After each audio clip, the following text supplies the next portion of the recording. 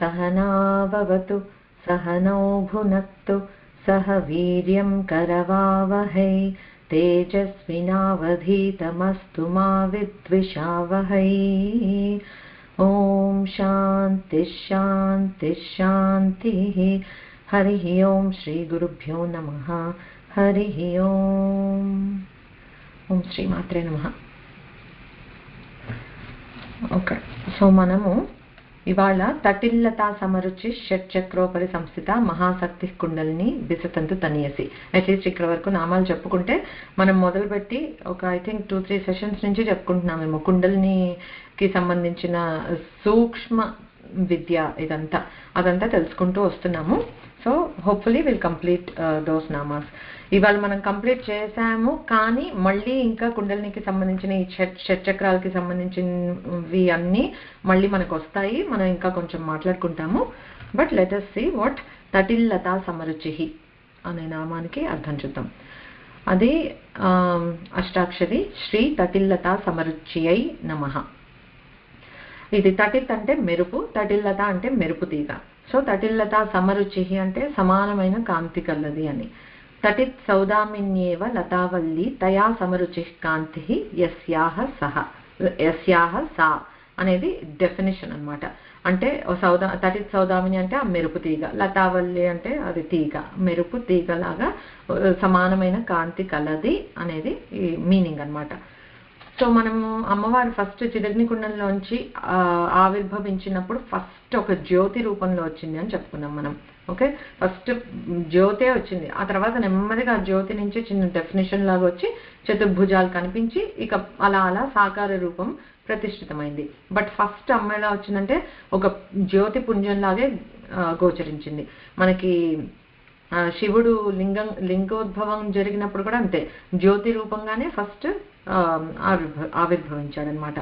అలాగా మనం చూసిన ఆ జ్యోతి పుంజం లాగా ఫస్ట్ చిదగ్నికుండంలోంచి వచ్చిన అమ్మవారు అది స్థూల రూపం, అది జ్యోతిర్మయమే. ఓకే, అలాగే ఇప్పుడు మనము ఈ తటిల్లతా సమరుచి అని చెప్పుకుంటున్నామనంటే అంటే మనలో సూక్ష్మాతి సూక్ష్మంగా ఉన్న ఈ కుండలిని శక్తి కూడా జ్యోతి స్వరూపమే. ఓకే, సో అలాగా స్థూలంగా చూసినా సూక్ష్మంగా చూసినా అమ్మవారు ఎప్పుడు జ్యోతి స్వరూపమే అది చెప్తున్నారు. సో ఎలా ఉంది అమ్మవారు ఈ తటిల్లత లాగా ఈ ఇడ పింగళ నాడుల మధ్యలో సుషుమ్నా నాడిలో అక్కడ ఉంది, జ్యోతి రూపంలో ఉందన్నమాట. అది ఆ కాంతి ఎట్లాగా అని అంటే చెప్పటం అనిర్వచనీయం. We can't describe some of the things because అవి అలౌకికం. మనము ఈ లోకాన్ని దాటి మనం చూడలేము, ఊహించుకోలేము కనుక నిర్వచించడం అనేది చాలా కష్టం. బట్ మనం ఈ నామాల్లో ఇప్పటివరకు చూస్తూ వస్తున్నాం ఏంటంటే వశిన్యాది వాగ్దేవతలు చేసింది they try to give an example, worldly example ఇచ్చి దానికన్నా చాలా బాగుంటుంది. ఎందుకంటే మనం అంతవరకే మన ఊహ అందుకోగలిగేది మనం అంతవరకే కనుక అది ఒక ఎగ్జాంపుల్ ఈ వరల్డ్లో నుంచి ఇచ్చి దానికి మించి ఉంటుంది అని చెప్తూ వచ్చారు. సో అలాగే మనము లాస్ట్ క్లాస్లో చెప్పుకున్నాం ఈ తటిల్లేఖాం తన్వీం అనే శ్లోకం సౌందర్యలహరిలో. సో అందులో ఏం చెప్పారు, తపన శశి వైశ్వానరమయం అంటే అగ్ని తర్వాత చంద్రుడు సూర్యుడు వీళ్ళ ముగ్గురికి ఉన్నంత ప్రకాశము అమ్మ అలాంటి వాటి ప్రకాశానికి మూలమైనదన్నమాట. అంటే ఇప్పుడు మనం ఒక నేకెడ్ అయితే మనం ఒక సూర్యుడిని చూడలేము, ఆ ప్రకాశాన్ని మనం చూడలేకపోతున్నాము అని అనుకుంటే మరి దానికి ఆరిజిన్ అయి మూలమైన ఒక ప్రకాశాన్ని అసలు మనం అందుకోగలమా? చెప్తే కూడా ఊహకి అందుకోలేము కదా. సో అది ఎట్లాంటిదంటే అమ్మ ప్రకాశం అనేది నతత్ర సూర్యో భాతి న చంద్ర తారకం నేమా విద్యుతో భాంతి కుతోయమగ్ని తమేవ భాంతం అనుభాతి సర్వం తస్య భాష సర్వమిదం విభాతి. అంటే ఏంటంటే ఎక్కడైతే సూర్యుడు చంద్రుడు అవేమి లేకపోతే మనకేంటి గాఢమైన అంధకారం, మనకి ఇంకో విషయం ఇంకో వస్తువు ఏది గోచరించదు, చిమ్మ చీకటి. అమావాస్య నాడు బయటకు వెళ్తేనే రాత్రిపూట మనకేం కనిపించదని అనుకుంటాం మనం. అలాంటిది ఈ చంద్రుడు సూర్యుడు అగ్ని ఇలాంటివి ఎగ్జిస్ట్ కాని ఒక ప్లేస్ ఉంది బియాండ్ దిస్ వరల్డ్ అని అంటే అసలు అది ఎంత అంధకారంగా ఉంటుంది. అలాంటి అంధకారాన్ని కూడా దాటుకుని వెళ్తే మూలమైన కాంతి అక్కడ ఎప్పుడు విద్యుత్ కాంతితోటి అలా ప్రకాశిస్తూ ఉంటుంది. అదే పరతత్వం అన్నమాట. ఆ ప్రకాశం నుండే కొంచెం కొంచెంగా గ్రహించి చంద్రుడు, సూర్యుడు, అగ్ని వీటి ప్రకాశం అనేది వచ్చిందనమాట. సో అలాంటి ప్రకాశం. సో దాన్ని ఇంకేమని నిర్వచిస్తాం మనం? అలాగా ఉంటే ఇప్పుడు మనలో ఈ కుండలిని శక్తి ఎలా ఉందని చెప్పుకున్నాము? ఇడా పింగళ నాడుల మధ్యలో సుషుమ్నా నాడిలో ఉంది అని చెప్పుకున్నాం కదా. అది ఎలా చెప్తారంటే, ఇడా పింగళ నాడులు రెండు కారు మబ్బుల్ట. ఈ మబ్బులు రాసుకుంటే మెరుపులు వస్తాయి కదా, అలాగా ఈ ఇడా పింగళ నాడుల మధ్యలో నుంచి వచ్చే మెరుపు అది ఈ తటిల్లత అన్నమాట. దాన్నే నారాయణ సూక్తంలో ఏమని చెప్పారు? నీలతోయద మధ్యస్థ విద్యుల్లేఖేవ భాస్వర. నీలతోయదం అంటే నల్ల మబ్బులు. ఆ నల్ల మబ్బుల్లో వచ్చిన విద్యుల్లేఖ. సేమ్ అక్కడ అమ్మవారిని చెప్పుకున్నా, ఇక్కడ అయ్యవారిని చెప్పుకున్నా, ఏం చెప్పుకున్నా ఆ పరతత్వం, పరమాత్మ అంటే ఎలా ఉంటారంటే ఈ విద్యుత్ ప్రభతోటి వెలిగిపోతూ ఉంటారనమాట. సో అది తటిల్లత సమరుచి అంటే మీనింగ్ అది. నెక్స్ట్ నామం వచ్చి షట్చక్రోపరి సంస్థిత. మళ్ళీ ఇది కూడా అష్టాక్షరి. శ్రీ షట్చక్రోపరి సంస్థితాయై నమః. అంటే షట్చక్రాల ఉపరి సంస్థిత అంటే షట్చక్రాలకి పైన, వాటికి అతీతంగా సహస్రారంలో చక్కగా స్థిత అంటే సంస్థిత అంటే హాయిగా చక్కగా ఉంది అని అమ్మవారు.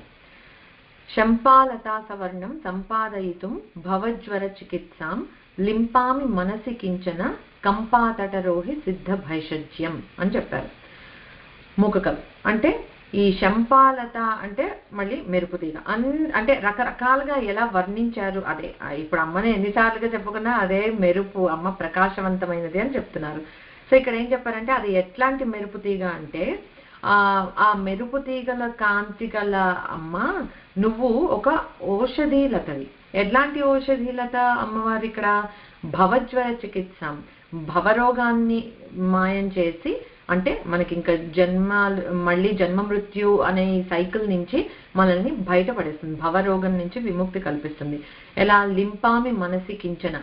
ఎలాగా అంటే ఇప్పుడు ఎలా అయితే మనం ఒక మూలికలు, ఒక మందుని, ఔషధిని స్వీకరిస్తున్నామో అని అంటే ఎలా ఉంటుంది? మూలికల్ని ఇట్లా తీసి వాటి సారాన్ని ఎక్స్ట్రాక్ట్ చేసి దాన్ని ఔషధంగా తీసుకుంటాం మనం.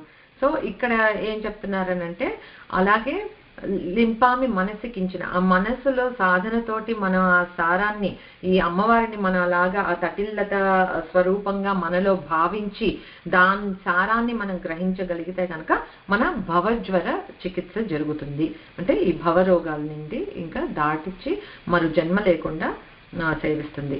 సో అదేం చెప్పారు? కంపాతటరోహి అని అన్నారు. అంటే కంపాతటంలో ఉంది అని. కంపా నది ఎక్కడుంది? కంపా నదీ తటం అని అంటే కాంచీపురంలో ఉంది. కంపా నది అనేది కంచిలో ఉంది. ఆ తటంలో ఉన్న ఊరేంటి? కాంచీపురం. కాంచీపురంలో ఉన్న కామాక్షి అమ్మవారే మనలో ఏదైతే మనం ఇప్పుడు కుండలిని శక్తి అని చెప్పుకుంటున్నామో దానికి ఒక రూపాన్ని ఇచ్చి ఒక విగ్రహంగా మనం దర్శించుకోదలిస్తే అది కామాక్షి అమ్మవారు అని చెప్తున్నారు అనమాట. సో మనలో ఈ తటిల్లత సమరుచితో ఉన్న అమ్మవారే కంచి కామాక్షిలో ఉంది అని అంటే ఓకే, మనము మన సాధన ద్వారా మనం గ్రహించి అనుభూతిని చెందటం ఎప్పటికి జరిగానో, నేకెడ్ ఐకి కనిపించేది కాదు మనలో ఉన్న శక్తి. సో ఓకే, విగ్రహంగా ఒక చోట ఉంది అని అంటే వెళ్ళి అడ్వాంటేజ్ తీసుకోవాలి కదా మనం. సాధ్యమైతే కాంచీపురానికి అందుకని వెళ్తాం. ఇప్పుడు మనం ఏదన్నా సరే క్షేత్ర దర్శనాలు అని చెప్తారు కదా, ఎందుకు అనంటే ఎట్లా అనిపిస్తుంది అంటే నాకు, సో అక్కడ ఉండేది పర్సానిఫికేషన్ ఆఫ్ తటిల్ ఈ కుండలిని శక్తి అని అనుకున్నాం అనుకో. సో మనము అలాంటి తీర్థాలకి, ఆ క్షేత్రాలకి వెళ్ళి అక్కడ పరమాత్మని ఉపాసన చేస్తే కనుక ఈ కనెక్షన్ ఎస్టాబ్లిష్ అవుతుంది. అంటే మనలో ఉన్న kundalini being in that source of kundalini presence లో ఉండటం వల్ల అది ఇట్లా జంప్ స్టార్ట్ అవుతుంది అని అనిపిస్తుంది. ఇప్పుడు మన కారు మనది ఆగిపోయింది అంటే బాగా పనిచేస్తున్న కారుని తీసుకుని వచ్చి జంప్ స్టార్ట్ చేస్తాం, చూస్తూనే ఉంటాం మనం. అది ఆ సేమ్ జంప్ స్టార్ట్ ఈ క్షేత్రాలకి వెళ్ళినప్పుడు వర్కౌట్ అవుతుంది అని అనిపిస్తుంది. అందుకని క్షేత్ర దర్శనం అనేది ఎంకరేజ్ చేస్తారు మనకి. అది అంటే ఒక విశ్వాసంతో, ఇట్లాంటి శ్రద్ధతోటి అలా వెళ్ళాలి. కానీ ఏదో విహారయాత్రలకి వెళ్తున్నాము, ఒక మంచి హోటల్ చూసుకున్నామా, ఫుడ్ బాగుందా, బెడ్ బాగుందా, అవన్నీ చూసుకుంటే మన ప్రయారిటీస్ మారిపోయాయి అక్కడ. బట్ మనం వెళ్ళిన ప్రదేశంలో ఆ శక్తి ఉంది, ఆ శక్తి నాలో ఉన్న శక్తిని జాగృతం చేయటానికి ఉపయోగపడుతుంది అని మనం అనుకుంటే కనుక ఆ జంప్ స్టార్ట్ అనేది అవుతుంది, మన సాధన ఇట్లా క్విక్గా పైకి వెళ్తుంది అనమాట. లేకపోతే మామూలుగా వెళ్తూ ఉండే సాధన ఇట్లాంటి వాటి వల్ల కొంచెం ఆ శక్తిని పుంజుకొని ఇంకొంచెం తీవ్రంగా శీఘ్రంగా వెళ్ళే అవకాశం ఉంటుందన్నమాట. సో ఈ షట్చక్రోపరి సంస్థిత అని చెప్పుకున్నాం. అంటే ఆ సహస్రారానికి అమ్మవారు వెళ్ళాలి అని అంటే మనం ఆల్రెడీ చెప్పుకున్నాం, ఒక్కొక్క చక్రంలో అలాగా ఆగుతూ ఆగుతూ ప్రవిశ్య ప్రవిశ్య విశ్రమ్య విశ్రమ్య అలా విశ్రాంతి తీసుకుంటూ ఒక్కొక్క గ్రంథి భేదనం జరుగుకుంటూ ఎట్లా వస్తుందో అల్టిమేట్గా అనేది మనం చెప్పుకున్నాం. అలా వచ్చేటప్పుడు మనకి ఇక్కడ సహస్రారంలో పాదుకా దర్శనం అవుతుంది అని చెప్పుకున్నాం కదా. అది అయ్యే కన్నా ముందు మనకు ఒక నాదం వినిపిస్తుందట. అది సింహనాదం లాగా ఉంటుంది, చాలా బిగ్గరగా ఉంటుందట ఆ నాదము. అంటే ఇప్పుడు ఈ శబ్ద ఉరుము మెరుపు ఎగ్జాంపులే తీసుకుందాం. మెరుపుగా అని చెప్పుకుంటున్నాం కదా తటిల్లత సమరుచి అని. ఆ మెరుపు ఎంత తీవ్రంగా ఉంటుందో ఈ సౌండ్ కూడా అంతే తీవ్రంగా ఉంటుందట. సో ఆ సింహనాదం లాగా వినిపిస్తుంది. అమ్మవారి వాహనం కదా సింహం, అట్లాగా సింహనాదం లాగా వినిపిస్తుంది అని అంటారు. ఆ తర్వాత పాదయుగల దర్శనం జరుగుతుంది. అయితే ఇప్పుడు మనము చెప్పుకున్నాము ఈ తటిల్లత అని చెప్పుకుంటున్నాం, కానీ సే ఫర్ ఎగ్జాంపుల్ ఒక మెరుపు తీగలాగా ప్రకాశం ఉంటుంది. అంటే మెరుపు ఎలా ఉంటుందో మనకు తెలుసు, అంటే we have seen it multiple times. మనకి ఎక్కడో దూరంగా ఆకాశంలో ఒక మెరుపు మెరిస్తే ఇక్కడ మనం ఈ భూమి మీద ఉండి రాత్రిపూట బాగా వర్షం పడుతున్నప్పుడు కూడా ఒక మెరుపు మెరిసిందంటే మన చుట్టూతా ఉన్నవన్నీ లైట్ అప్ అవుతాయి కదా, చాలా క్లియర్గా కనిపిస్తాయి మనకి. అదర్వైజ్ ఫుల్ పిచ్ బ్లాక్గా డార్క్గా ఉండే ప్లేస్లో కూడా ఒక మెరుపు వచ్చిందంటే లైక్ ఫ్లాష్ ఫోటోగ్రఫీ లాగా ఆ ఫ్లాష్లో మనకి మన చుట్టూ ఉన్నది చాలా క్లియర్గా కనిపిస్తుంది. అది అంటే ఎక్కడో ఆకాశంలో మెరిసిన ఒక మెరుపే మనకి ఇంత ప్రకాశాన్ని ఇచ్చి అంత చీకట్లో కూడా మనకి ఇంత కనిపించేటట్లు చేస్తుంది అని అంటే, సో ఇమాజిన్ ఇప్పుడు అది కూడా ఒక క్షణం మాత్రమే ఇట్లా వస్తుంది, అట్లా వెంటనే వెళ్ళిపోతుంది కదా. మరి అది ఒకవేళ అదే మెరుపు ఒక పిడుగులాగా మనకి పడింది అనుకో పక్కన, అప్పుడు ఎంత బ్రైట్నెస్ ఉంటుంది? డెఫినెట్లీ ఇంకా ఎక్కువ బ్రైట్నెస్. అంటే ఆ స్కైలో పడే దానికన్నా మన పక్కనే వచ్చి పడితే దానికి ఇంకా చాలా బ్రైట్నెస్ ఉంటుంది. ఆ బ్రైట్నెస్ ఎంత బ్రైట్గా ఉంటుంది అని అంటే మనం బ్లైండ్ అయిపోవచ్చు. మనం పక్కనే ఉండి మన ఉన్న చోటనే పిడుగు పడింది అనుకో, we could go permanently blind. లేదు సరే పర్మనెంట్ బ్లైండ్ కాలేదని అనుకున్నా, టెంపరీ బ్లైండ్నెస్, ఫ్లాష్ బ్లైండ్నెస్ అంటారు, అది వస్తుంది కదా. అంటే నువ్వు అంత వెలుగు చూస్తే, ఇప్పుడు మనమే చీకట్లో ఉన్నప్పుడు ఎవరైనా మనకి కళ్ళలో ఫ్లాష్ లైట్ పెడితే కాసేపు మనకి ఏం కనిపించదు, పక్కకు తిరిగితే వెంటనే వీ కాంట్ సీ క్లియర్లీ. అట్లాంటిది ఒక పిడుగు పక్కన పడింది అని అంటే ఆ టెంపరీ బ్లైండ్నెస్ అని వచ్చేస్తుంది, మొత్తం తెల్లగా కనిపిస్తుంది, ఏమీ మనకి కనిపించదు అనమాట. సో అలా ఉంటుంది. అసలు ఆ పిడుగు పడే కన్నా ముందు ఆ ఉరుము సౌండ్కే వీక్ ఫెయింట్ హార్టెడ్ వాళ్ళు చనిపోతారు, ఎందుకంటే ఇట్స్ అంత భయంకరంగా ఉంటుంది. ఇట్స్ నాట్ లైక్ ఏదో సౌండ్ వచ్చింది కాదు. కొంచెం ఫెయింట్ హార్ట్ ఉండేవాళ్ళు ఆ ఉరుము మన పక్కనే పిడుగు పడితే ఆ ఉరుములో ఆ మెరుపులో దీనికి చనిపోయే వాళ్ళు కూడా ఉంటారు. సో అంత సౌండ్, అంత మెరుపు అనమాట. సో అలాంటిది ఇంకా అమ్మవారు తటిల్లత సమరుచి అని మనకి అర్థం చేసుకోవడానికి చెప్పారు తప్పితే అమ్మ ప్రకాశం ఎలా ఉంటుంది? కోటి సూర్య ప్రతీకాశం చంద్రకోటి సుశీతలం విద్యుత్ కోటి సమానాభమరుణం తత్పరం మహః. అమ్మ వెలుగులు అలా ఉంటాయి. అంటే ఏంటి? కోటి సూర్యులు, ఒక్క సూర్యుడినే మనం ఒక 2 సెకండ్స్ చూస్తే మళ్ళీ చూడలేం, అంత మించి ఇంక మనం చూడలేం. అట్లాంటిది కోటి సూర్యులు ఒకే దగ్గర ప్రకాశిస్తుంటే ఉండే ప్రకాశం ఎంత ఉంటుందో అమ్మ ప్రకాశం, అంటే ఈ కుండలిని అని చెప్పుకుంటున్నాం, సూక్ష్మాతి సూక్ష్మమైనది, ఆ ప్రకాశం అంత ఇదిగా ఉంటుంది. అలానే చంద్రకోటి సుశీతలం, అంటే కోటి చంద్రులు ఉంటే మళ్ళీ అంత చల్లగా, అంత ఆహ్లాదంగా ఉంటుంది, అంత బ్రైట్నెస్ ఉంటుంది. అట్ ద సేమ్ టైం సూర్యుడిని తట్టుకోలేము, ఆ తాపాన్ని మనం తట్టుకోలేము. అలా కాకుండా చంద్రుడిలాగా సుశీతలంగా ఉంటుంది. విద్యుత్ కోటి సమానాభం అంటే అంత ఎర్రగా ఉంటుంది. ఇన్ని కోటి విద్యుత్ తీగలు ఒక దగ్గర పెడితే ఎలా ఉంటుందో అంత ప్రకాశంగా ఉంటుందన్నమాట. సో అలాంటి కోటి సూర్యుల ప్రకాశం గల ఆ పరాశక్తిని దర్శించగలమా మనం? అసలు దర్శించలేము. మనం ఏమనుకుంటాము, ఇలానే చెప్పుకున్నాం కదా, సింహనాదం వినిపిస్తుంది, ఆ సౌండ్కే కొంతమంది పోతారు, లేకపోతే ఈ దర్శనంతో మనం ఉండం. మన భౌతికంగా ఉండే ఈ నేత్రాలతోటి మనం ఆ పరమాత్మని దర్శించలేము. ఓకే, సో ఇప్పుడు ఏమవుతుంది, మనకందరికీ కోరిక అయితే ఉంటుంది, అమ్మని సాక్షాత్కారం చేసుకోవాలి, ఒక్కసారి అమ్మని చూడాలి. నిజంగా అమ్మ కనిపిస్తే మనం అసలు చూడగలమా? ఆ శక్తి తట్టుకునేది మనకి లేదనమాట. లేకపోతే ఆ నిజంగా మనకి కనిపించాలనే అనుగ్రహం అమ్మ చేస్తే ఆ దివ్య దృష్టిని కూడా మనకి అమ్మే ఇవ్వాలి. సో ఫర్ ఎగ్జాంపుల్ ఇప్పుడు కురుక్షేత్రంలో మనకి అర్జునుడికి భగవద్గీత మొత్తాన్ని ఇంపాదిగా చక్కగా బోధించాడు. ఎంతమంది చూసారు ఆ విశ్వరూపం? ఎన్ని లక్షల మంది ఉన్నారు కురుక్షేత్రం గ్రౌండ్ లో, ఎంతమంది చూసారు? అట్లా ఉంటుందన్నమాట. అందరూ చూడలేరు. దానికి సాధనలో మనం ఒక లెవెల్కి రావాలి. అది కూడా సరిపోదు, ఆ పరమాత్మ అనుగ్రహిస్తే మాత్రమే మనం చూడగలం. ఎట్లాంటి వాళ్ళు చూశారు అనంటే, అర్జునుడు చూశాడు, ఆ జెండాపై కపిరాజు హనుమంతుడు చూశాడు, సంజయుడు చూశాడు, ధృతరాష్ట్రుడికి లైవ్ టెలికాస్ట్ ఇస్తూ ఉన్నాడు కదా నేరేషన్. సో సంజయుడు చూశాడు, వేదవ్యాసుడు చూశాడు. మరి రాస్తున్నాడు కదా కథంతా, మరి కంటికి కట్టినట్లు చూస్తేనే కదా రాయగలడు. సో అలాగా వాళ్ళకి పరమాత్మ దివ్య దృష్టిని ఇచ్చారు కనుకే చూడగలిగినా కూడా, నేను చూడలేకపోతున్నాను ఇంకా ఈ సహస్ర బాహువుల్ని, శిరస్సుల్ని, ఈ ఉదరం, ఇది నేను అసలు చూడలేకపోతున్నాను, ఇంకా నీ విశ్వరూపాన్ని విత్డ్రా చేసుకో అని అడిగాడు అర్జునుడు. అదనమాట. మనం ఏదో చక్కగా ఒక చిన్న సౌమ్యంగా ఉన్న బొమ్మ పెట్టేసుకొని అమ్మంటే ఈ బొమ్మే అనేసుకొని మనం పూజ చేసేస్తూ ఉంటాం. కానీ నిజంగా ఆ అమ్మ విశ్వరూపాన్ని చూపిస్తే చూసి తట్టుకోగలిగే శక్తి కూడా మనకి లేనంత దౌర్బల్యం అనమాట మనది. కాకపోతే అమ్మ అనుగ్రహం అనేది ఉంటే తప్పకుండా చూడగలుగుతాం. సో దానికి కూడా ఏం కావాలంటే దివ్య దృష్టి. దివ్యమైన శక్తిని చూడాలి అంటే మనకి దివ్య దృష్టి కావాల్సిందే అనమాట. అది. సో ఆ దివ్యత్వం కూడా అమ్మే ఇస్తుంది మనకి. ఆ దివ్యత్వం మనకి వచ్చి మనకు అలాంటి దర్శనాలు అయ్యే వరకు చక్కగా ఆ కంచి కామాక్షిగా ఉన్న లలితా పరాభట్టారిక అయిన అమ్మవారిని అలా వెళ్ళి దర్శనం చేసుకొని ఆ అనుగ్రహం కోసం సాధన చేస్తూ ఉంటే, అగైన్ మనం ఆల్వేస్ మన సాధన చేసేటప్పుడు వస్తుందా రాదా, అవుతుందా లేదా అనే డౌట్స్ అనేవి అసలు పెట్టుకోకుండా జరిగి తీరుతుంది అనుగ్రహం మన టైం వచ్చినప్పుడు.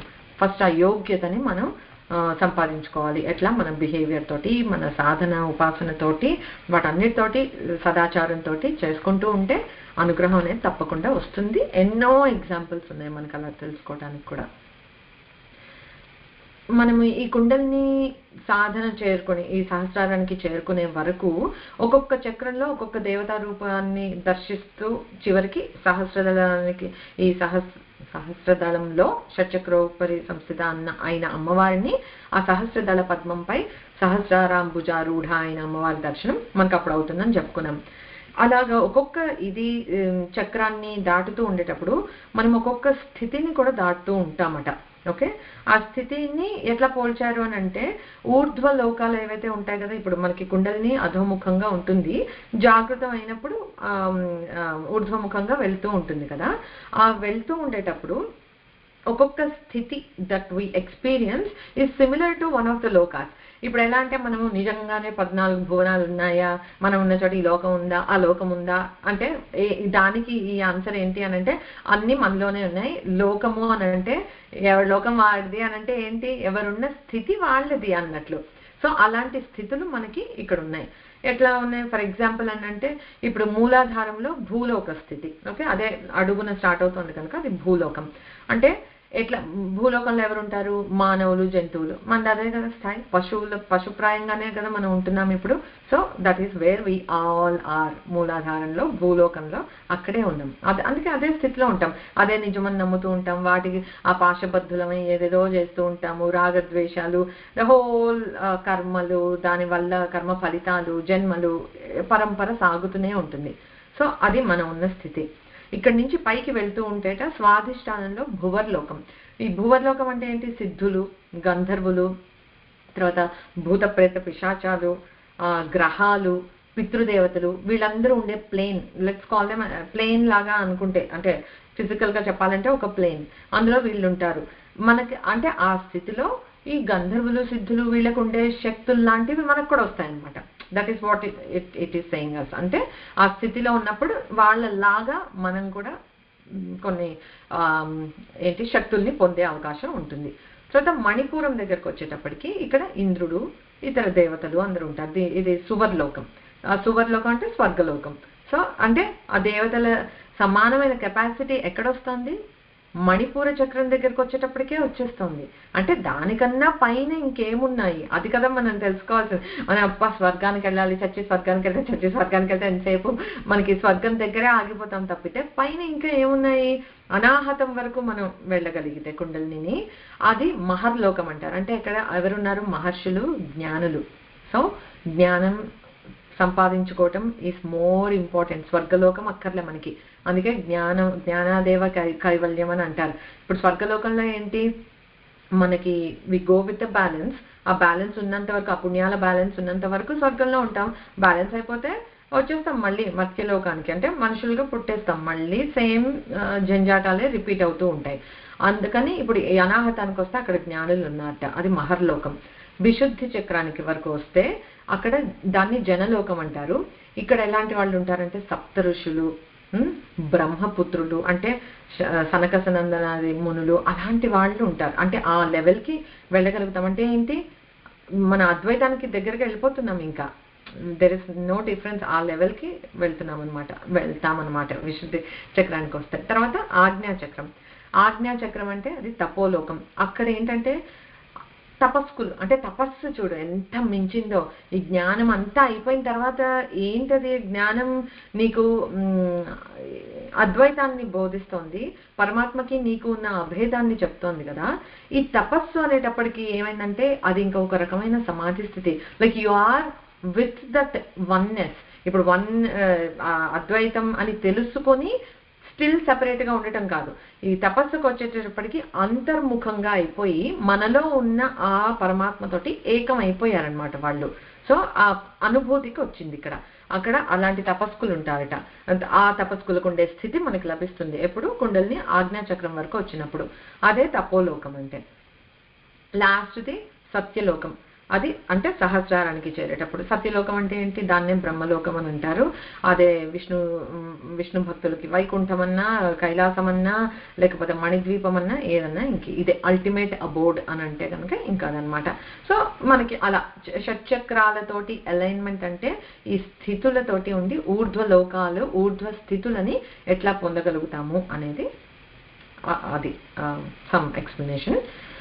తర్వాత ఈ సహస్రారంలో చంద్రమండలం ఉంటుంది అని చెప్పుకున్నాం కదా మనం.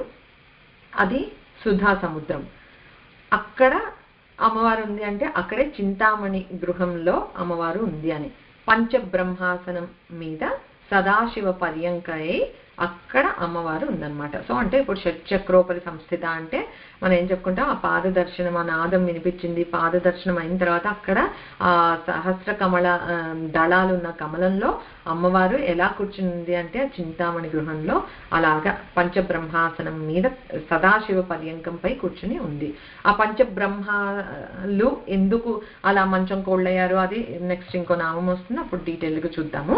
బట్ అలాంటి అమ్మవారి దర్శనం మనకి ఇక్కడే జరుగుతుంది. ఇదే మన మణిద్వీపం ఇక్కడే ఉంది అని అనమాట. అది నెక్స్ట్ నామం వచ్చి మహాశక్తి. ఇది చాలా మంది మహాశక్తి అని చదువుతారు. ఫాస్ట్గా చదివేసినా లేకపోతే అటెన్షన్ పే చేయకపోయినా అలవాటుగా విని నేర్చుకుని చాలా చోట్ల ఈవెన్ ఆడియో కూడా కరెక్ట్గా ఉండకపోవటం చూశాను నేను. మహాశక్తి కుండల్ని బిసతంతు తనీయసి అంటారు. ఇది మహాశక్తి, ఆసక్తిలో ఉండే స, మామూలు కుంటి స. మహాశక్తి కుండల్ని బిసతంతు తనీయసి. ఇప్పుడు మహాశక్తి అన్నారు. ఇప్పుడు మహాశక్తి అన్నంత మాత్రాన్ని తప్పేం కాదులే, మీనింగ్ మారిపోదు.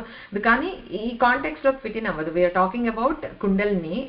సీక్వెన్స్ ఆఫ్ నామాలు హ్యాస్ అ పర్టికులర్ మీనింగ్, అందుకే అలా చెప్పారు మనకి వాగ్దేవతలు. సో అలా చూసుకుంటే మహాశక్తి అంటే మహా ఆసక్తి కలది, గొప్ప ఆసక్తి ఉందట అమ్మవారికి, అది ఒక మీనింగ్. లేదా మహా అంటే మహత్ శబ్దాన్ని చెప్తుంది, అంటే పరమేశ్వరుడు అనమాట. ఆ పరమేశ్వరుడు యందు ఆసక్తి కలది అని మీనింగ్ అనమాట. అంటే మహహ అంటే విశేషమైన మహత్వం కలవాడు, అది పరమేశ్వరుడు. పరమేశ్వరుడికి సంబంధించిన శక్తి అమ్మవారు కనుక ఆ శక్తి ఇలా సెపరేట్ అయ్యి ఉండలేదన్నమాట. అనపాయిని కదా, నిత్య అనపాయిని, ఎప్పుడు స్వామి దగ్గరికి వెళ్ళిపోవాలనే ఆత్రంగా ఉంటుంది. అది అమ్మవారి పతివ్రతా ధర్మం అనమాట. సో ఆ ఆసక్తి ఎప్పుడెప్పుడు ఈ కుండల్ని ఇలా జాగృతం అవుతుందా, వెళ్దాము అని. సో మనం చేయాల్సిందల్లా దాన్ని అవేకెన్ చేయటం, తర్వాత అమ్మే వెళ్ళిపోతుంది, ఎందుకంటే అమ్మకి ఇక్కడ చేరాలని ఉంటుంది కనుక. సో అలా మన సాధన సాగాలన్నమాట. ఈ ఆసక్తి ఏదైనా విషయంలో లేకపోతే ఒక మనిషి లేకపోతే ఒక వస్తువు ఏదైనా ఉంది దాని మీద విపరీతమైన ఆసక్తి ఉందనుకో, మనం అది అయిపోతాం. ఇంకా like it becomes a part of us. ఒక పాట కానీ, ఒక నామం కానీ, ఒక ఏదో కానీ దాన్ని అంతల్లో ఓన్ చేసేసుకుంటాం. అలాగా ఇంత ఆసక్తితోటి ఉన్న అమ్మవారు శివుడితోటి ఐక్యం అయిపోతుంది అనమాట. అంటే ఇష్టమైనది, ఇష్టపడుతున్నది రెండు ఒకటైపోతాయి. అది ఇక్కడ జరిగేది ఏంటి అనంటే, ఈ మహాశక్తి వల్ల జరిగేది ఏంటంటే శివ ఐక్య స్థితి జరుగుతుందన్నమాట. ఎందుకు? పరబ్రహ్మ తత్వం నుండి వచ్చిన శక్తే అమ్మవారు కదా. పరమాత్మ శక్తి వ్యక్తమైతే అమ్మవారు, అవ్యక్తమైతే పరమేశ్వరుడు. సో మరి how can you separate those to? అందుకని ఆ మహాశక్తి అన్నమాట. దీనికి ఒక శ్లోకం ఉంది సౌందర్య లహరిలో, అది చూద్దాం. కిరీటం వైరించం పరిహర పురః కైటభవిదః కఠోరే కోటీరే స్థలసి జహి జంబారి మకుటం ప్రణమ్రేప్యేతేషు ప్రసభముపయాతస్య భవనం భవస్యాభ్యుత్థానే తవ పరిజనోక్తిర్విజయతే. ఇక్కడ ఏం చెప్తున్నారంటే, అగైన్ మనకి ఆదిశంకర్లు అంటే అసలు కవిత్వంలో ప్రో కదా. ఎలా చెప్తున్నారనంటే ఒక సీన్ ని వర్ణిస్తున్నారు అనమాట. కిరీటం వైరించం, వైరించి అంటే విరించికి సంబంధించిన కిరీటం. వైరించం అంటే బ్రహ్మదేవుడి కిరీటం. పరిహరపుర కైటభిద అని అంటే మధుకైటభులు అప్పుడు సృష్టి పూర్వం వచ్చారు, విష్ణువు సంహరించాడు కదా. సో కైటభిద అని అంటే విష్ణువు. సో విష్ణువు యొక్క కిరీటం. తర్వాత కఠోరే కోటీరే స్థలసి జహి జంబారి మకుటం. జంభుడు కుజంభుడు అని ఇద్దరు రాక్షసుల్ని ఇంద్రుడు ఒకసారి సంహరించాడు. అందుకని ఇంద్రుడికి ఉన్న పేర్లలో జంభారి అనేది ఒక నామం అన్నమాట. సో ఇక్కడ జంభారి మకుటం. సో వైరించి యొక్క బ్రహ్మదేవుడి కిరీటము, విష్ణు కిరీటము, ఇంద్రుడి కిరీటం గురించి చెప్తున్నారు. వాళ్ళెవరు? దేవదేవులు. అందరూ వాళ్ళని ఉపాసన చేస్తారు. అట్లాంటి దేవతలు ఇక్కడ ఏం చెప్తున్నారు అని అంటే, ప్రణమ్రేప్యతేషు ప్రసభముపయాతస్య భవనం. సో ఇప్పుడు ఏమైందంటే, ఒక రోజు ఏదో సభ జరుగుతోందిట. ఆ సభలో ఈ ఇంద్రుడు, బ్రహ్మ, విష్ణువులు వీళ్ళందరూ వచ్చి అమ్మ పాదాలకి నమస్కరించి పెడుతున్నారట. సో నమస్కరించినప్పుడు ఆబ్వియస్ గా కిరీటాలు కిందకుండి అమ్మ పాదాల దగ్గరికి ఆంతున్నాయి కదా. ఇంతలోకి శివుడు వచ్చాడని చెప్పి కబురు వచ్చిందిట. మరి అమ్మ పతివ్రత, ఇప్పుడే చెప్పుకున్నాం మహాశక్తి కదా అమ్మవారు. సో ఆ ఆసక్తితోటి అంటే వచ్చారంటే వస్తారులే లోపలికి, ఇల్లు తెలియందా లేకపోతే లోపలికి రాలేరా, he knows where I'm what I'm doing, మనం అలా అనుకుంటాం కదా. వస్తారులే ఏమైనా గెస్టా మనం వెళ్ళి ఎదురు చెప్పడానికి అని. కానీ అమ్మవారు పతివ్రత శిరోమణి అమ్మవారు. అందుకని అమ్మ ఎదురేగి వెళ్ళి స్వామికి స్వాగతం పలకాలి అని అత్యుత్సాహంతో, ఎంత ఆసక్తి అంటే ఇట్లా లేచేసి గబగబా నడిచేస్తోందిట. అప్పుడు స్వామివారి శ్లోకం చేశారనమాట. ఏమని? అమ్మ అక్కడ చూడు, కాలు పెడుతున్నావు, అక్కడ బ్రహ్మగారి కిరీటం ఉంది, ఇక్కడ విష్ణువు కిరీటం ఉంది, అక్కడ ఇంద్రుడి కిరీటం ఉంది, తగులుతుందేమో, పాదాలు తగులుతాయేమో, కందిపోతాయేమో నీ పాదాలు, చూసుకో అని చెప్తున్నారు. అంటే ఒక సీన్ ని అలా భావించి అలా రాశారనమాట. అంటే ఎట్లాంటి వాళ్ళ కిరీటాలు ఉంటాయి, అమ్మ పాదాలు నడుస్తుంటే తగులుతాయి అని చెప్తున్నారు. అంత ఆసక్తి ఉంటుంది. ఎట్లాంటిది అంటే ఇట్లా అనమాట. ఇంకా అమ్మ చూసుకోవట్లేదుట, ఇలా లేచింది. అక్కడ ఎవరు దండం పెడుతున్నారు, నువ్వా నేనా, ఏమీ లేదు. అలా పరిగెట్టుకొని దృష్టి అంతా స్వామి వచ్చారు, స్వామిని నేను రిసీవ్ చేసుకోవాలి దాని మీద పెట్టి వెళ్తోందిట. ఓకే, అది చెప్పిన శ్లోకంగా చెప్పుకొని వదిలేస్తే ఏముంది కదా. దాన్ని అలాగ ఎందుకు చెప్పారు, how we can relate to that with ఈ కుండలిని ఇది అని అంటే, మనలో నిద్రాణమై ఉండే కుండలిని శక్తి కూడా ఎప్పుడైతే ఆ జాగరణ జరుగుతుందో, జాగృతం అవుతుందో, అది కూడా చెప్పాను కదా అయ్యే వరకే, ఆ అవేకనింగ్ అనేది అయిన తర్వాత ఆ ఆసక్తి అమ్మవారికి న్యాచురల్ గా ఉంటుంది. So progression is very easy if we awaken that Shakti in us. Okay, so అది అయినప్పుడు అమ్మ అంతే ఆసక్తితో సాగుతూ ఉంటుంది పైకి, స్వామిని చేరుకోవాలి అని చెప్పేసి. చేరుకోవాలని అంటుంటే ఇక్కడ ఒక్కొక్క చక్రంలో ఒక్కొక్క గ్రంథి దగ్గర వివిధ దేవతా శక్తులు ఉన్నాయని అన్నాం కదా. ఆ దేవతా శక్తులన్నీ అరే అమ్మ మా ఇంటికి వచ్చింది అని అనుకుని అమ్మ దర్శనం కోసం అవి వాళ్ళందరూ వెయిట్ చేస్తూ ఉంటారట. అమ్మకి అస్సలు ఏవి పట్టవట. అలా అమ్మ దృష్టి అంతా ఈ సహస్రారంలో ఉండే శివుడిని చేరుకోవాలనే ఉంటుంది కనుక ఎవరు ఉన్నా అసలు ఇలా పట్టించుకోకుండా ఆగకుండా చక్కగా అలా వెళ్ళిపోతూ ఉంటుందట. అంత ఆసక్తితోటి ఆ కుండల్ని కూడా పయనిస్తూ ఉంటుందట. దృష్టి మాత్రం ఎప్పుడు పరమాత్మ మీదే పెట్టుకుని ఉంటుంది, ముందుకు సాగిపోతూ ఉంటుంది. అందుకే అమ్మవారు కులాంగన, అంత పతివ్రత ఇదితోటి ఎప్పుడు స్వామి మీదే దృష్టి పెట్టుకుని ఉంటుంది కనుక అది అమ్మ కుండల్ని లక్షణం ఏంటి అని అంటే అలా వెళ్ళటం.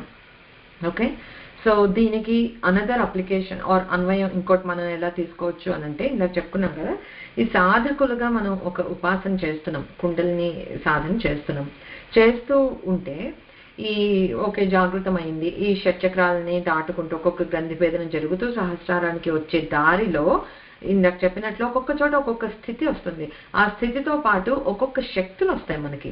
లైక్ నేను చాలాసార్లు రిఫర్ చేశాను, అది ఒక్కొక్క శక్తి వస్తుంది. ఆ శక్తులకి ఇప్పుడు అమ్మ ఎలా అయితే ఆ దేవతలు అమ్మకి అలా ప్రణమిల్లుతూ ఉంటే గమ్యం నాదది అని చెప్పేసి వెళ్ళిపోతూ ఉందో, మనం కూడా అలాగే ఈ సైడ్ ఎఫెక్ట్స్ గా మనకి వచ్చే శక్తులు, లైక్ అంటే ఇప్పుడు ఫైర్ ని మనం ముట్టుకున్నాము అంటే కాలుతుంది, బికాస్ దాని నేచరే కాల్చటం.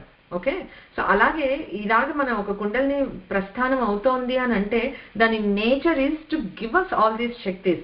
ఆటోమేటిక్ గా వచ్చేస్తాయి, మనం ప్రత్యేకించి ప్రే చేయక్కర్లే వాటి కోసం.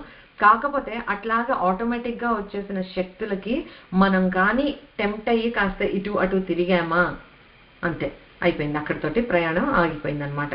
సో ఈ శ్లోకంలో మనకి ఏం చెప్తున్నారు అని అంటే, అమ్మ ఎలా అయితే ఎంత ఆసక్తితోటి పరమాత్మను చేరుకోవడానికి వెళ్తోందో అలాగే మనం కూడా మనకి ఎన్ని రకాల శక్తులు వచ్చి పడుతున్నా పరమేశ్వరి ప్రసాదం అంతే. అంతేగాని ఇప్పుడు ఏదో శక్తి వచ్చింది దాన్ని ఉపయోగించి నేను డబ్బులు చేసుకుని మళ్ళీ మెటీరియల్ వరల్డ్ లో ప్రాస్పర్ అవుతాను అని అంటే ఇంకా స్పిరిచువాలిటీకి అర్థమేముంది, ఈ కుండల్ని సాధనకు అర్థమేముంది?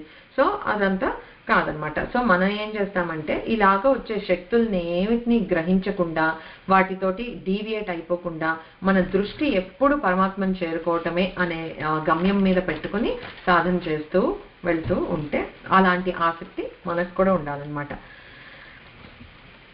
అది మహహ అంటే ఇంకొక చిన్న మీనింగ్ ఏంటంటే ఉత్సవం అనే దానికి కూడా మహహ అంటే ఒక మీనింగ్.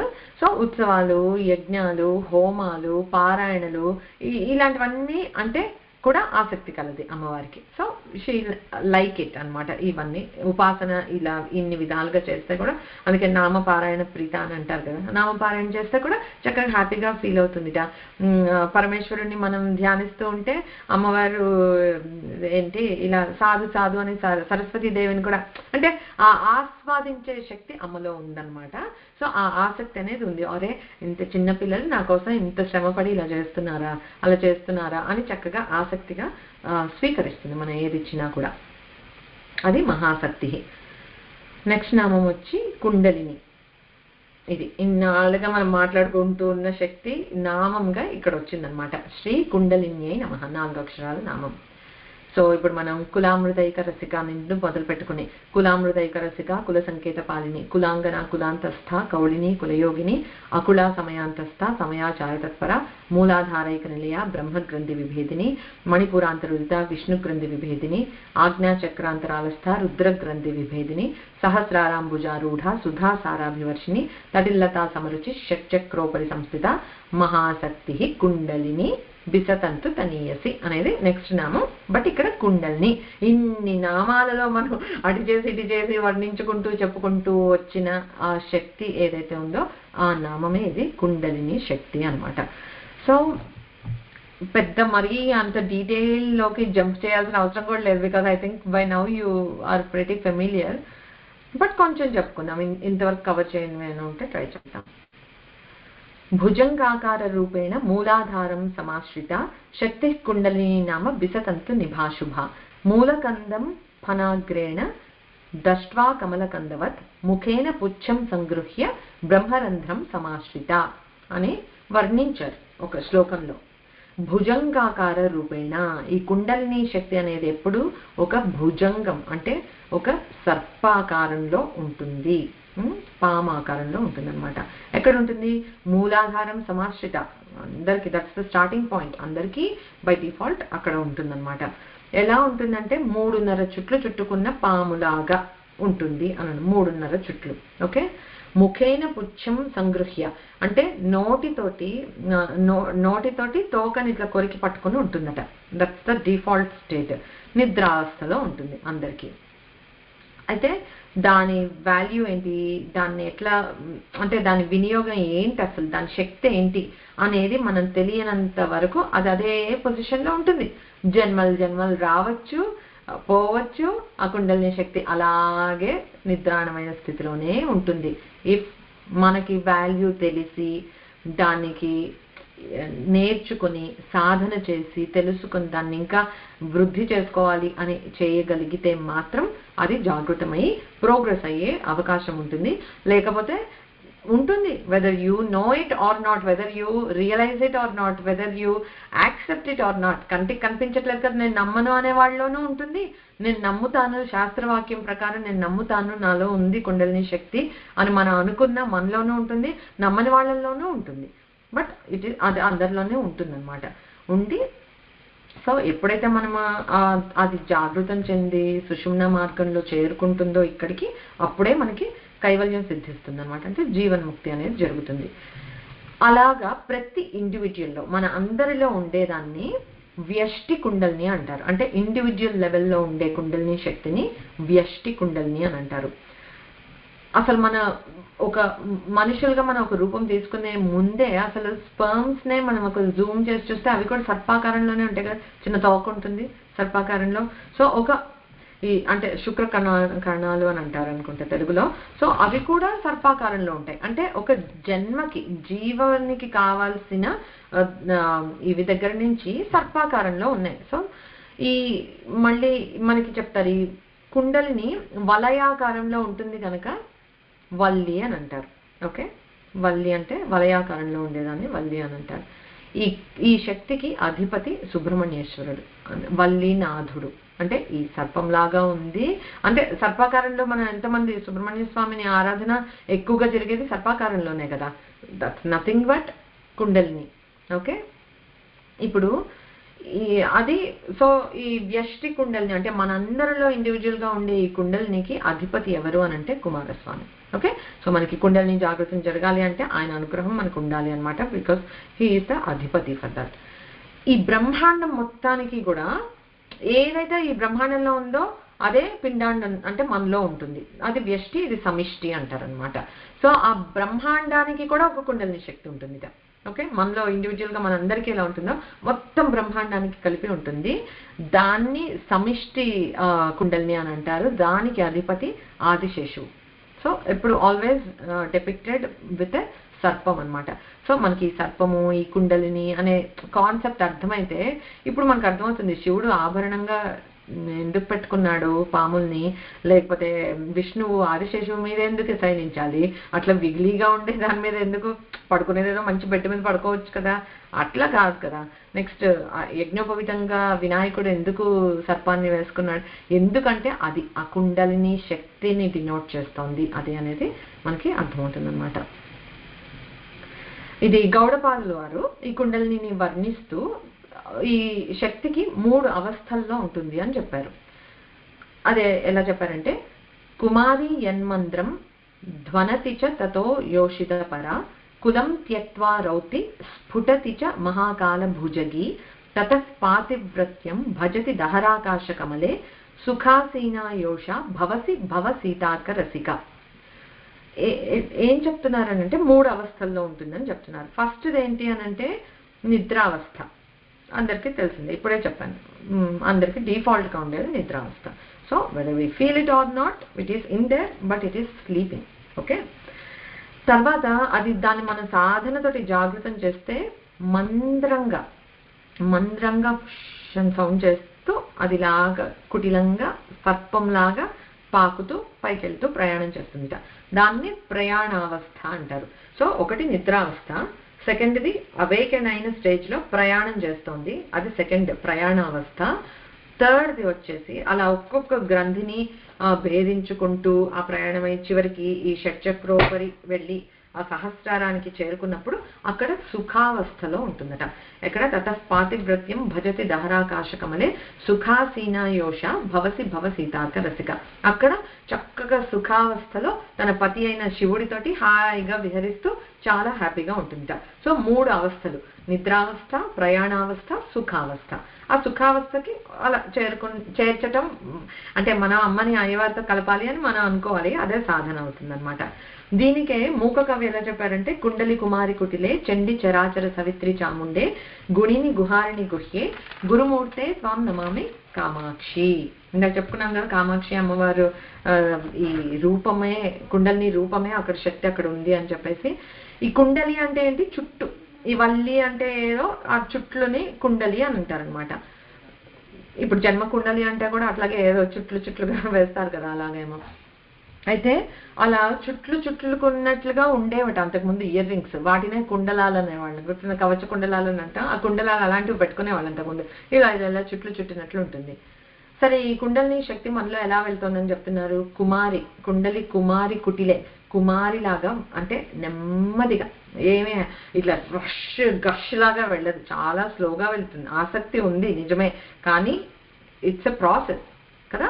ఎందుకంటే మనం తట్టుకోగలగాలి కదా. అమ్మ ఏముంది, ఇట్లా మనలో ప్రాణశక్తి ప్రవేశించినప్పుడు స్ప్లిట్ సెకండ్ లో ఇక్కడి నుంచి వచ్చింది మూలధారానికి వెళ్ళి మనకు తెలియని కూడా తెలియదు. తలుచుకుంటే అలా అవుతుంది. But this is a process that జీవుడిగా మనం అనుభూతి చెందాల్సిన ప్రాసెస్ కనుక she slows it down for us అనమాట.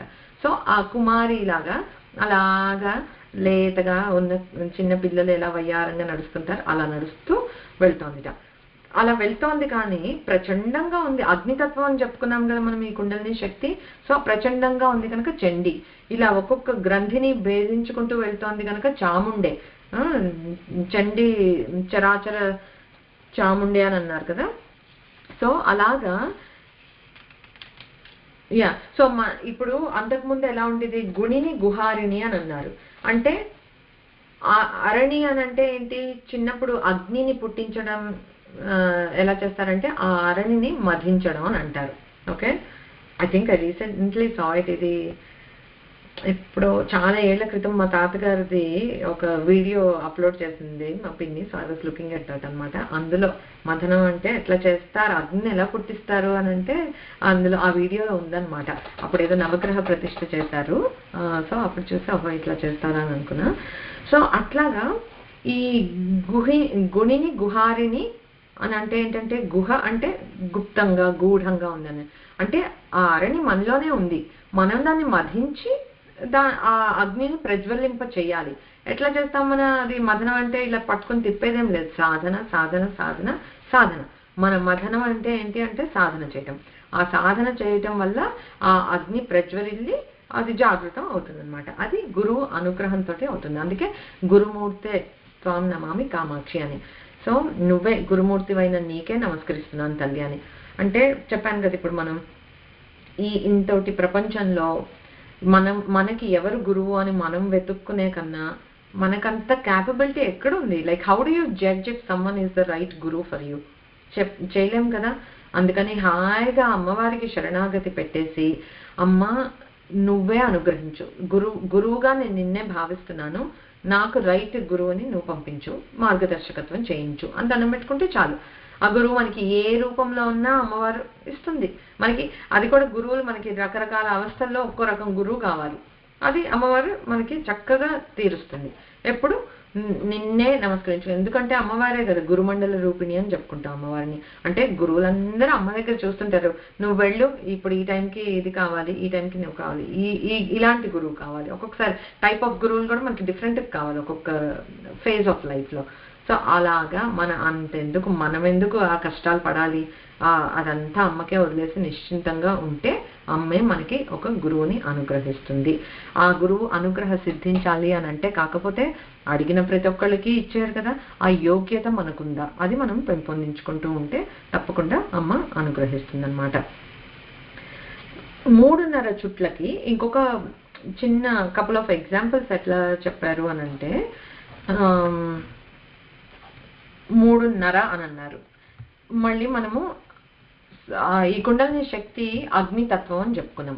ఓకే, ఈ అగ్నితత్వం అని అంటే ఏంటంటే మనకి సరస్వతీదేవి వాగ్బీజంకి సంబంధించినది అగ్నితత్వం అన్నమాట. అంటే ఐంకారానికి సంబంధించినది అగ్నితత్వం. సో ఈ కుండలిని వాగ్భవ బీజంగా ఉంది అని అంటే ఇప్పుడు ఐంని ఆ ఏ ఐంని ఆ ఏని మళ్ళీ ఆ ప్లస్ ఈ అని అంటారు. ఆ ఈ ఆ మూడు కలిపితే అంటే ఆ ఈ ఆ మూడు అక్షరాలు ప్లస్ అర, ఈ మూడున్నర కలిపితే అది అన్నమాట. సో వాగ్భవ బీజ శక్తి ఏదైతే ఉందో అదే కుండలిని. అందుకే మూడున్నర అని అంటే ఈ అక్షరాలు, ఈ వాగ్భవ బీజంలో ఉన్న అక్షరాలు మూడున్నర అందుకని అని చెప్పేది అదొక ఎక్స్ప్లెనేషన్ ఉంది. తర్వాత ఇంకొకటి ఏంటంటే మూడున్నరకి మనం ఇప్పుడు మానవ జన్మలో ఉన్నాం. ఈ మానవ జన్మ రావటానికి ముందు 3 రకాల జన్మలు అవుతాయట. ఒకటి ఏంటంటే ఖనిజ స్థితి అని అంటారు. ఖనిజ స్థితి అంటే మినరల్స్ అట్లా కూడా, అంటే అది కూడా ఒక జన్మే కదా. సో ఫస్ట్ అది అయ్యి ఉంటుందిట, అది ఒకటి. 2 వృక్ష స్థితి అంటే ప్లాంట్స్, అట్లాంటి బయోలాజికల్ ఫామ్ అట్లాంటి ఇది తీసుకుని ఉంటాంట. తర్వాత జంతు స్థితి మూడోది. ఓకే, అంటే యానిమల్స్ లాగా. ఆ మూడింటిని దాటుకుని వచ్చిన తర్వాత అంటే ఇప్పుడు మనకి ఎన్నో లక్షల కోట్ల జన్మలు అయితే కానీ మానవ జన్మ పుట్టదు అని అంటే ఈ ఖనిజాలుగా ఎంతసేపట్లో ఇలా కరిగిపోయామో, లేకపోతే ఈ వృక్ష స్థితిలో ఎన్ని ప్లాంట్స్ ఇక్కడ యాన్యువల్స్ అంటాం మనం, ఒక పెడతామో అది జీవం వస్తుంది, 2-3 నెలల్లో పోతుంది, అది దాని ప్రాణం అయిపోయింది, షార్ట్ లివ్డ్. సో అలాంటివి ఎన్నో జన్మలు ఎత్తుతామేమో తెలీదు. తర్వాత జంతువులు కంపేర్డ్ టు దోస్ ఒక్కొక్క జంతువుకి మళ్ళీ ఒక్కొక్క ఆయుర్దాయం, బట్ అన్నీ పోతూనే ఉంటాయి కదా. ఇంకా చిన్న క్రిమికీటకాల్లాగా పుట్టామంటే అసలు రోజుకి ఎన్నిసార్లు చేస్తుంటామో కూడా తెలియదు. అట్లాగా ఎన్నెన్నో జన్మలు దాటుకున్నాక ఈ 3 స్థితులు అంటే ఖనిజ స్థితి, తర్వాత వృక్ష స్థితి, జంతు స్థితి దాటుకున్నాక ఈ మనుష్య స్థితి అనేది మనకి పుట్టింది. అది పూర్తి కాలేదు కదా, అందుకని 3.5 ఇప్పుడు మనం. సో ఈ 3.5 చుట్లు అని అంటే ఏంటంటే ఆ 3 స్థితులు దాటుకుని ఈ మానవ స్థితి హాఫ్ అయ్యి ఉంది, ఇంకా మనకి పొటెన్షియల్ ఉంది అని అనమాట. Half glass, half full, half empty అని అంటారే, అలాగా చూసుకుంటే మనకి ఇంకా పొటెన్షియల్ ఉంది, ఆపర్చునిటీ ఉందన్నమాట చేసుకోవడానికి. సో అది కూడా ఒక మీనింగ్. 3 చుట్లుగా ఉంది కుండలిని అంటే అదే అనదర్ మీనింగ్. నెక్స్ట్ నామం వచ్చి బిసతంతు తనీయసి, శ్రీ బిసతంతు తనీయస్యై నమః. సో ఇది అష్టాక్షరి నామమే. ఇప్పటి వరకు చెప్పుకున్న కుండలిని మనలోనే ఉంది అని చెప్పుకున్నాము, ఇంత చెప్పుకున్నాము. అది ఎట్లా ఉంటుంది అని ఒకవేళ వర్ణించడానికి వెళ్ళబోతే, అంటే ప్రకాశం అవన్నీ చెప్పుకున్నాం కదా, దానికి ఏమైనా రూపం ఉంటుందా అని మరి ప్రశ్నిస్తే ఇలా బిసతంతు తనీయసిలా ఉంటుందట. అంటే ఏంటి, తామర తూడులో ఇన్ని దారాలు కలిపి ఒక తూడులాగా ఉంటే అందులో ఒక మైన్యూట్ గా ఉండే ఒక దారము, దాన్ని ఫీల్ కూడా చేయలేము మనం, అంత సూక్ష్మంగా ఉంటుంది అని అంటున్నారు. ఓకే, అది కూడా అగైన్ మళ్ళీ నేను చెప్పేది ఏంటంటే ఈ మెటీరియల్ వరల్డ్ లో ఉండే ఒక ఎగ్జాంపుల్ ని చెప్పి, అంత సూక్ష్మం అంటే అంతకన్నా, బట్ నువ్వు ఊహించుకోలే కనుక ఈ సృష్టిలో ఉన్న అత్యంత సూక్ష్మమైనది అని చెప్పి అదొక ఎగ్జాంపుల్ గా చెప్పారు మనకి. సో ఒక తామర తూడులో దారం ఎంత సూక్ష్మంగా ఉంటుందో అంత సూక్ష్మంగా కుండలిని మనలో ఉంటుంది అని అన్నారు. దీనికి ఈ మంత్రపుష్పంలో కూడా చెప్తారు, నీలతో యద మధ్యస్థ విద్యుల్లేఖేవ భాస్వర నీవార శూకవత్తన్వి పీతాభాస్వత్యనూపమ. ఎంత అణువుగా ఎంత ఇదిగా ఉంటుందంటే అక్కడ వడ్ల గింజ మొనలాగా ఉంటుంది అని చెప్పారు. సో అది అంటే సూక్ష్మానికి చెప్పే ఎగ్జాంపుల్స్ అన్నమాట ఇవి. బట్ అక్కడ మనకి ఇప్పుడు నారాయణ సూక్తంలో లేకపోతే మంత్రపుష్పంలో చెప్పిన అది ఆ పరమాత్మ తత్వం ఎంత సూక్ష్మం అన్నారో సేమ్ ఇందాక తటిల్లత సమరుచి అంటే విద్యుల్లేఖేవ భాస్వర, ఇక్కడ నివార శూకవత్తన్వి పీతాభాస్వతి అనూపమ, అంత అణువుగా ఉంటుంది, అదే సేమ్ ఇక్కడ చెప్పారు. సో ఎప్పుడైనా సరే పరమాత్మ తత్వం ఒకటే, మనం ఏ దేవత ఉపాసన చేస్తున్నామో దాన్ని బట్టి అది చెప్పే విధానం మనకి మారుతుంది తప్పితే అల్టిమేట్ గా తత్వం ఇస్ ద సేమ్ అనమాట. సో ఆ విద్యుల్లేఖే ఈ తటిల్లత లేకపోతే తటిల్లేఖ. ఓకే, సో అంత సూక్ష్మంగా మనలో ఉండే ఒక ఇది అసలు ఉందా లేదా అని మనకు అనిపిస్తుంది కదా. It's very natural for us to think like that. But మనకి శ్రీకృష్ణ భగవానుడు భగవద్గీతలో ఏం చెప్పాడంటే, అహమాత్మా గుడాకేశ సర్వభూతాశయ స్థిత అహమాదిశ్చ మధ్యం చ భూతానాం అంతమేవ చ అని చెప్పారు. అంటే ఏంటి, భగవంతుడు ఎక్కడో మణిద్వీపంలో ఉంది అమ్మవారు, కైలాసంలో శివుడు, వైకుంఠంలో అవి ఎక్కడ ఉన్నాయి అసలు? అంటే మనం నిజంగా కూర్చుని ఆలోచిస్తే ఊహకే అందుకోలేని చోట ఒకటి ఉంది అని నమ్మకం మనకి ఎలా కలుగుతుంది? సహజం. అసలు ఉన్నాయి ఆ లోకాలన్నీ. మనం చూస్తున్న లోకమే ఇంత రియల్ గా అనిపిస్తోంది కదా. మనం నిజంగా అసలు ఉన్నాయి అని అంటే ఎలా నమ్ముతామో అని మనకు అనిపిస్తుంది.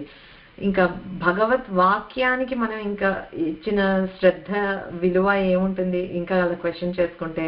సో ఇక్కడ ఏం చెప్తానంటే, అక్కడ ఎక్కడో దేవుడు ఉన్నాడు అంటే పొందగలుగుతామో లేదో అనే భయము, సంశయము మనకు ఉండొచ్చు.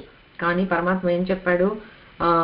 సర్వభూతాలలో గూఢంగా నేనున్నాను అని చెప్తున్నాడు. సర్వభూతాల్లో నేనున్నాను అని చెప్తున్నాడు. అంటే ఒక భరోసా మనకి ఇచ్చాడు. I'm right with in you. నువ్వు నా కోసం ఎక్కడో చేయక్కర్లే, చచ్చిపోయే ఏ లోకానికో వెళ్ళక్కర్లేదు. I'm right with in you. ప్రతి జీవిలోనూ నేనున్నాను అని చెప్తున్నాడు. సో మనం అది భగవద్వాక్యం మీద ఇంకా అది నమ్మకపోతే మనం ఇంకేం నమ్ముతాం? పరమాత్మ himself told that he is in every one కదా. సో మన చేతుల్లో ఉన్నది ఏంటంటే అది వెతికి తెలుసుకుని అనుభవానికి తెచ్చుకోవటం. అది that's what we need to do and that is what is our ప్రయత్నం. దాన్నే సాధన, ఉపాసన అని అంటారు. ఆ ప్రయత్నం మనమే చేయాలి. లోపల ఉంది అని అడ్రస్ చెప్పారు. అడ్రస్ చెప్పంగానే మనం ఆ ప్లేస్కి వెళ్ళిపోం కదా. ఏదో మోడ్ ఆఫ్ కమ్యూనికేషన్ తీసుకోవాలి, అడ్రస్ ఎక్కడుందో కనుక్కోవాలి, మనం వెళ్తాం.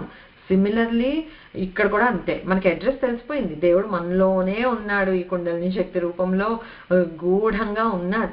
హౌ డు వి రీచ్ అంటే ఇంటర్నలైజ్, అంతర్ముఖంగా అయ్యి లోపలే ఉన్నాడు అనే నమ్మకంతో మనం అలా భావించుకుంటూ సాధన చేస్తే ఆ నిద్రాణమై ఉన్న భగవత్ శక్తి మనలో డెఫినెట్ గా మేల్కొంటుంది. We will realise it right with in us అన్నమాట.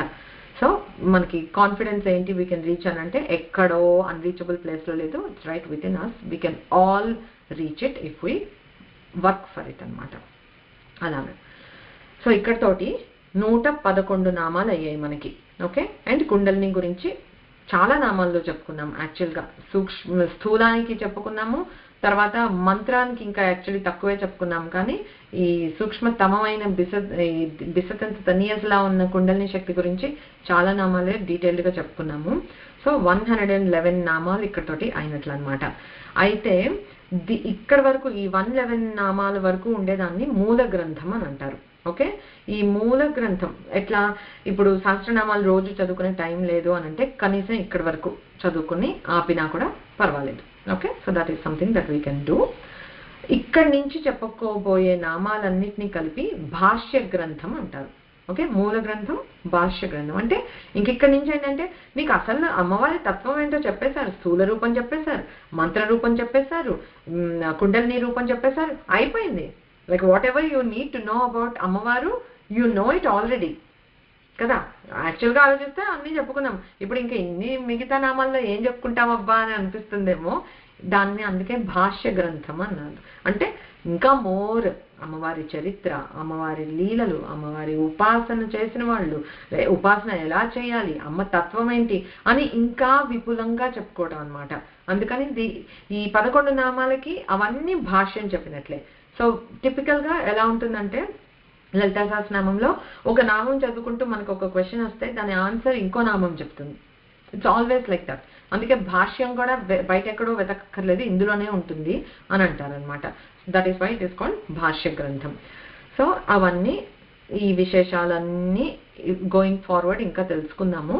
I don't want to start anything new ఈ వీక్కి ఇంకా, ఎందుకంటే మొదలు పెట్టకూడదు. మళ్ళీ అన్ని గుర్తులుగా చెప్పుకుంటున్నాం కదా. ఇక్కడతోటి కుండలినికి సంబంధించిన నామాలు అయ్యాయి కనుక భవానీ భావనాగమ్య అని ఆ భవానీ విద్య గురించి నెక్స్ట్ సెషన్లో తెలుసుకుందాము. I'm looking forward for it. So will continue in the next session. Okay. సర్వం శ్రీమాతృ చరణారవిందార్పణమస్తు. ఓం పూర్ణమదః పూర్ణమిదం పూర్ణాత్ పూర్ణముదచ్యతే పూర్ణస్య పూర్ణమాదాయ పూర్ణమేవావశిష్యతే. ఓం శాంతి శాంతి శాంతి. హరి ఓం. శ్రీ గురుభ్యో నమః. హరి ఓం. శ్రీమాత్రే నమః.